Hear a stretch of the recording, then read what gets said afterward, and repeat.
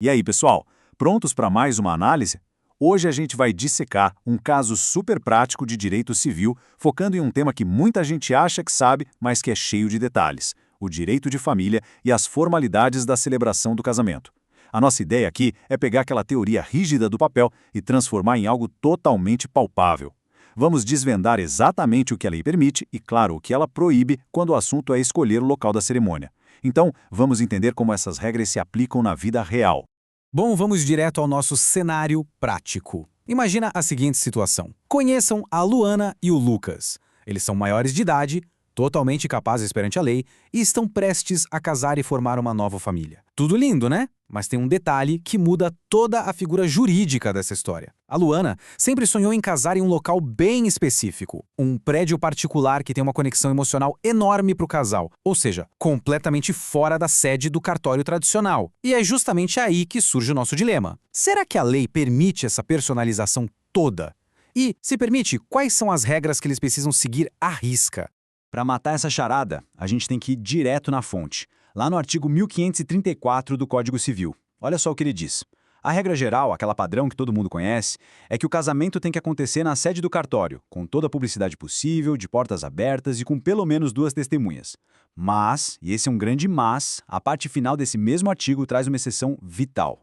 A lei diz que o casamento pode sim ocorrer em outro edifício, seja ele público ou particular. Para isso acontecer, basta que os noivos queiram e que a autoridade celebrante concorde. Então a resposta inicial para Luana e para o Lucas é: sim, tem jogo, mas sob quais condições exatamente? Aqui está o grande pulo do gato dessa análise. Quando você tira o casamento daquele ambiente controlado do cartório e leva para um local particular, a lei exige uma espécie de compensação para garantir que o ato continue sendo transparente e público. É tipo uma troca. Na regra padrão do cartório, 2 testemunhas dão conta do recado. Agora, quando a escolha é um prédio privado, a lei pesa a mão e impõe 2 exigências inegociáveis. Primeira, as portas têm que ficar obrigatoriamente abertas durante toda a cerimônia. Segunda, o número de testemunhas dobra. Você passa a precisar de 4 pessoas. Guarda bem isso, porque é a chave para resolver o nosso caso. Chegou a hora de colocar isso à prova. Vamos enfrentar um desafio jurídico avaliando 5 alternativas, de A a E, sobre a legalidade desse casamento dos sonhos da Luana e do Lucas. Com essa regra fresquinha na cabeça sobre prédios particulares, portas abertas e 4 testemunhas, eu quero que você vá pensando junto comigo. Qual delas será que é a certa? Vamos dissecar cada uma e eliminar os absurdos sistematicamente. Vamos lá, começando pela alternativa A. Ela afirma que o casamento fora do cartório só pode acontecer em prédio público, que as portas podem ficar fechadas se os noivos quiserem e que só precisa de 2 testemunhas. Gente, essa aqui erra feio, e erra várias vezes. Primeiro, ela proíbe o prédio particular, o que a gente já viu que é mentira. Segundo, ela comete o absurdo de sugerir que as portas podem ficar fechadas a critério do casal. Fazer isso destrói o princípio da publicidade do ato. E terceiro, erra no número de testemunhas, que como a gente viu tem que ser 4 e não 2. Totalmente descartada. E a letra B? Ela diz que pode ser fora do cartório, desde que seja um prédio público, com portas abertas e 4 testemunhas. Bom, ela até acerta ao exigir as portas abertas e as 4 testemunhas. Mas preste atenção no detalhe, ela restringe a festa apenas a prédios públicos.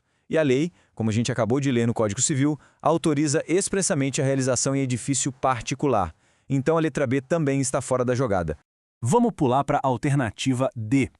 Essa aqui tenta te confundir com burocracia, afirmando que a cerimônia em outro local exige uma autorização judicial específica. Nada disso. A lei é super clara. O que se exige é apenas o consentimento da autoridade celebrante, ou seja, de quem vai presidir o ato ali na hora, como o juiz de paz. Você não precisa contratar advogado e abrir um processo judicial autônomo só para pedir ao Estado para casar na chácara da família, sabe? É um trâmite administrativo simples, não um processo judicial. Errada também. A alternativa E é aquela que a gente anula de cara. Ela tem a audácia de dizer que, para fins legais, o casamento não pode de jeito nenhum ocorrer fora da sede do cartório por falta de previsão na lei. Essa opção simplesmente ignora a existência do artigo 1534, que a gente acabou de destrinchar. A previsão legal não só existe, como é super detalhada. Não caiam nessa.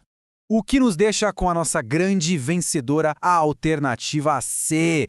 Esse é o gabarito perfeito. O casamento da Luana e do Lucas pode sim ser celebrado fora da sede do cartório, lá no tal prédio privado que eles tanto queriam. Mas, claro, desde que atendam rigorosamente à lei. As portas têm que ficar escancaradas durante todo o ato e a cerimônia precisa contar com 4 testemunhas. Essa alternativa mata a charada e sintetiza perfeitamente o equilíbrio que a lei buscou para garantir a solenidade e a transparência do casamento.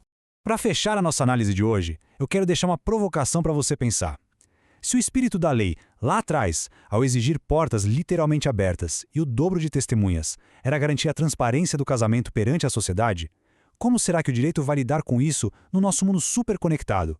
Será que uma transmissão ao vivo, uma live na internet, aberta para milhares de pessoas, poderia um dia substituir ou atualizar essa regra física das portas abertas?